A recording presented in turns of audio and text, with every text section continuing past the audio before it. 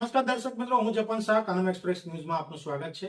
જોઈએ આજના મુખ્ય અને મહત્વના સમાચાર। વડોદરા જિલ્લાના શિનોર તાલુકામાં માલસરથી શિનોર માર્ગને પહોળો કરવાની કામગીરી હાલ પૂરજોશમાં ચાલી રહી છે, પરંતુ કોન્ટ્રાક્ટરની ઘોર બેદરકારીને કારણે આ વિકાસ કામ લોકો માટે મુશ્કેલીરૂપ બની ગયું છે। માર્ગ પર સુરક્ષાના કોઈ પૂરતા પગલાં લેવામાં ન આવતા વાહનચાલકોમાં ભારે રોષ ફાટી નીકળ્યો છે।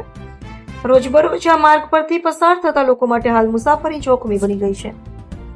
શિનોરથી માલસર માર્ગ પર રોડ પહોળો કરવા માટે મોટા મોટા મેટલ પાથરવામાં આવ્યા છે, પરંતુ તેના પર પાણીનો યોગ્ય છંટકાવ કરવામાં આવ્યો નથી તેમજ રોલર પર ફેરવવામાં આવ્યું નથી, જેના કારણે રસ્તો અત્યંત ઉબડ ખાબડ બની ગયો છે અને ધૂળના ગોટડા ઉડતા રહે છે।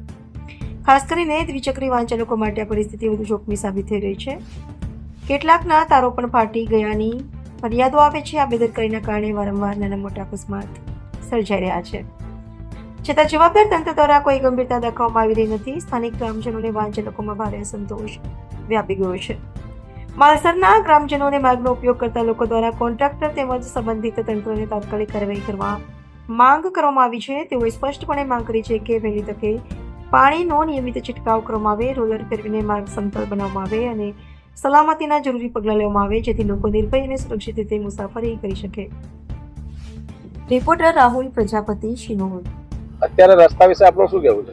માલસર સિનોર રોડ બને છે, સરકારે આ રોડ પહોળો કરવાનું કામકાજ ચાલુ કર્યું છે, બહુ સારી વસ્તુ છે, પણ હવે આ કોન્ટ્રાક્ટર આમાં કોઈ કાળજી રાખતો નથી। આ ગ્રેવલ નાખ્યા છે, ઉપર પાણી છાંટતો નથી કે રોલર મારતા નથી, તેનાથી રોજ એક બાઇક સવાર અકસ્માતનો ભોગ બને છે। તો અમારે એટલું જ જણાવવું છે કે સરકાર એની પર થોડીક ધ્યાન આપે, અધિકારીઓ, અને કોન્ટ્રાક્ટરને પાણી છાંટી અને રોલર મરાવે તો આ અકસ્માત ના થાય, તો બધા શાંતિથી જઈ આવે। અને બીજું કે જેટલી બને એટલું જલ્દી આ રસ્તાનું કામ પૂર્ણ કરે, એ અમારી માંગણી છે।